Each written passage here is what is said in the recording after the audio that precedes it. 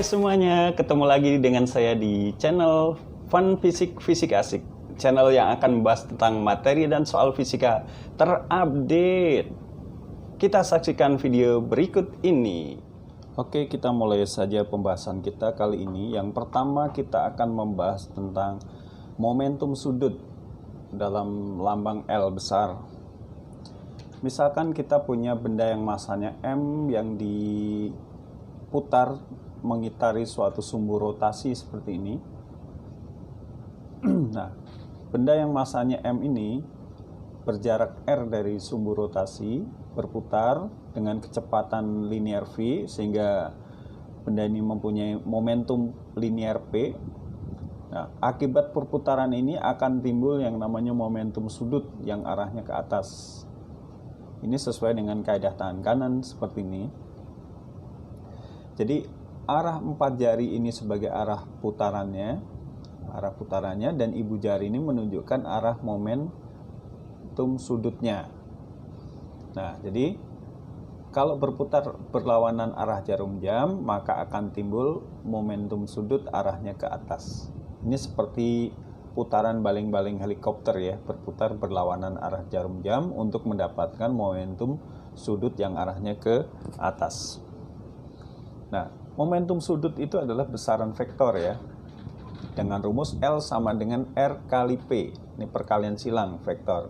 Vektor hasil dari perkalian vektor dengan vektor. Vektor R, vektor P menghasilkan vektor L. Nah, kalau dicari besarnya, L itu adalah R kali P sin theta. Nah, theta itu adalah sudut antara R dengan P. Karena P itu adalah garis singgung dari lingkaran, di mana garis singgung itu tegak lurus dengan jari-jari, maka sudut tetanya itu adalah 90 derajat. Nah, tetanya 90 derajat, sehingga L itu sama dengan R P sin 90 derajat. Sinnya 90 derajat kita tahu adalah 1, maka L sama dengan R kali P. Nah, P itu adalah M kali V, maka L-nya itu menjadi R kali M kali V, karena P-nya M kali V. V itu kita tahu adalah sama dengan omega kali R dalam gerak rotasi ya. Maka L-nya itu adalah jadi R M omega R. R kali R digabungkan jadi R kuadrat. Nah, jadilah L sama dengan MR kuadrat omega. Kita tahu yang namanya MR kuadrat ini adalah momen inersia sebuah benda yang masanya M yang berputar mengitari sumbu rotasi pada jarak R. Ini ingat waktu kita bahas pada momen inersia. Maka L-nya itu adalah sama dengan momen inersia kali kecepatan sudut omega. Jadi I omega. Nah, ini adalah rumus momentum sudut. Ini mirip dengan momentum linear ya. Kalau P itu M kali V. Hanya dalam besaran sudut, massa itu dengan momen inersia, kecepatan linear dengan kecepatan sudut. Momentum linear P, momentum sudut L. Jadi rumusnya sama nih. Cuma ini untuk gerak rotasi. Nah, bagaimana kalau momentum sudut dari sebuah benda tegar? Benda tegar itu benda yang padat ya. Kita lihat. Untuk benda tegar, misalnya contoh kita akan lihat gambar ini. Ini adalah gambar gasing ya. Nah, bagaimana menghitung momen inersia benda tegar seperti ini? Nah, benda tegar seperti ini pada prinsipnya adalah terdiri dari partikel-partikel yang sangat banyak.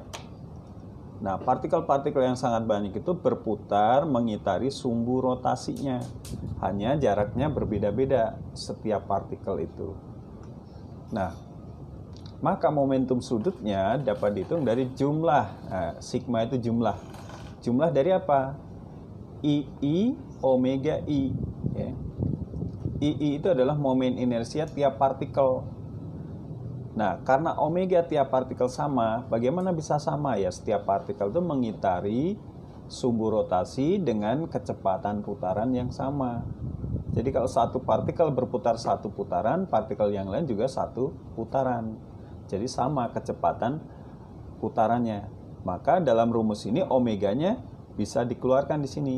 Omeganya nggak bermacam-macam, nih hanya satu aja ya.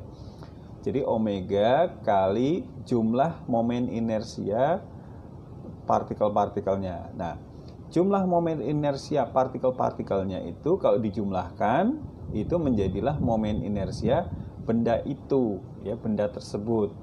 Contoh kalau silinder pejal ya setengah mr kuadrat, gitu kan? Jadi momentum sudut untuk benda pejal adalah sama dengan omega I. Omega adalah kecepatan sudut, I adalah momen inersia benda tersebut. Ya, sehingga satuannya adalah kilogram meter kuadrat per sekon. Nah, ini untuk benda tegar, ya. L sama dengan omega I. Untuk lebih jelasnya saya berikan contoh di sini. Misalkan ada sebuah roda yang masanya 10 kg dan berjari-jari 10 cm, diputar dengan kecepatan sudut 5 rad per sekon. Berapakah momentum sudut roda tersebut?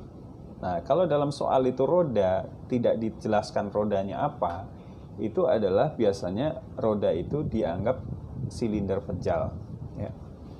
Nah, jadi roda ini silinder pejal dengan momen inersia setengah mr kuadrat. Nah, dalam soal diketahui M-nya 10 kg, R 10 cm atau 0,1 meter, omeganya 5 rad per sekon, ditanyakan berapakah L-nya, momentum sudut roda tersebut. Nah, kita gunakan rumus L sama dengan omega I. Nah, I-nya berapa? I itu setengah mr kuadrat sesuai dengan jenis bendanya yaitu roda. Maka L-nya omega kali setengah mr kuadrat. Omeganya 5 kali setengah kali 10 M-nya kali 0,1 kuadrat. Nah, 5 kali 10, 50 bagi 2 ini 25 dikali 0,01, jadi 0,25 kg meter kuadrat per sekon. Nah, untuk benda yang lain tinggal dicari I-nya bagaimana. Misalkan ini diganti bola pejal, maka di sini diganti aja dengan 2/5, ya, 2/5 mr kuadrat. Berikutnya saya akan membahas tentang hubungan momen gaya dengan percepatan sudut. Nah, kita tahu di sini ada sebuah benda yang masanya M, karena pengaruh gaya F dia berputar mengitari sumbu rotasi ini. Ya, jadi bergerak berputarnya itu bukan berputar dengan beraturan, di sini ada percepatan, ya, karena ada gaya maka pasti bergeraknya berputar semakin cepat, maka ada percepatannya. Nah, di sini ada gaya, ada massa, pasti ada percepatan. Nah, percepatan tuh A sama dengan alfa kali R. Jadi ini hubungan antara percepatan linear dengan percepatan sudut nanti, ya. Karena kalau gerak rotasi, gerak melingkar, percepatannya biasanya menggunakan percepatan sudut alfa, ya. Nah, kita menggunakan hukum 2 Newton, F sama dengan M kali A. Nah, kalau A itu dalam gerak rotasi adalah alfa kali R, maka di sini F-nya bisa diganti F sama dengan M alfa R. Ganti A-nya, ya. Nah, kalau kedua ruas kiri kanan kita kalikan dengan R, maka di sini R kali F sama dengan M, R-nya jadi R kuadrat alfa. Nah, kenapa harus dikalikan dengan R? Ini supaya memunculkan di sini gaya dengan jarak ini menjadi yang namanya momen gaya. Jadi menjadi momen gaya. F kali R atau R kali F itu adalah momen gaya. Maka di sini momen gayanya, taunya, torsinya sama dengan mr kuadrat. Apa ini? Mr kuadrat itu adalah momen inersia dari sebuah benda yang berputar mengitari sumbu rotasi pada jarak R. Maka ini diganti dengan I nih, kali alfa. Jadi momen gaya itu adalah sama dengan momen inersia kali alfa. Jadi ini hubungan antara momen gaya dengan percepatan sudut. Nah, kalau kita lihat nih, dengan hukum 2 Newton F sama dengan M kali A, ini sama saja. Cuma ini untuk gerak translasi atau gerak lurus, ini adalah untuk gerak rotasinya. Nah, jadi momen gaya sama dengan momen inersia kali alfa. Ini dapat kita anggap sebagai hukum 2 Newton pada gerak rotasi. Nah, untuk lebih jelasnya saya berikan contoh soal di sini. Perhatikan gambar sebuah roda pejal homogen berikut ini. Ya, ini adalah roda pejal. Ingat, roda pejal itu dianggap sebagai silinder ya. Silinder pejal. Pada tepi roda ini dililitkan tali. Ada tali gitu. Nah, kemudian talinya ujungnya ditarik dengan gaya 6 Newton. Nah, roda itu punya massa 5 kg. Jari-jari 0,2 meter. Ya, seperti ini. Pertanyaannya, berapakah percepatan sudut roda tersebut? Jadi mencari alfanya. Nah, kita mulai dengan rumus torsi sama dengan I alfa. Torsinya adalah sama dengan R kali F. Jadi di sini R kali F di situ ya. Jadi momen gayanya ya. R kali F.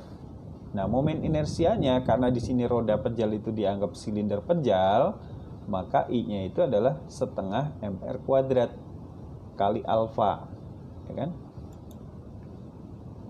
Nah, jadi I-nya adalah I silinder pejal. Nah, kemudian di sini R-nya kita buang 1 di sini, dibagi R, ya, sehingga alfanya ini alfa adalah sama dengan 2F, gitu kan? Dibagi M kali R. 2F, F-nya 6, 2 kali 6 dibagi M-nya 5 kali R-nya 0,2 ya. Jadi 2 kali 6 dibagi 5 kali 0,2. 12 dibagi 1 sama dengan 12 rad per sekon kuadrat. Ya, oke. Saya kira untuk kali ini video saya cukup sekian dulu. Terima kasih atas perhatiannya. Jangan lupa like dan subscribe. Berikan komentar dan share ke teman-teman agar channel saya dapat berguna bagi pendidikan di Indonesia. Salam fisika asik.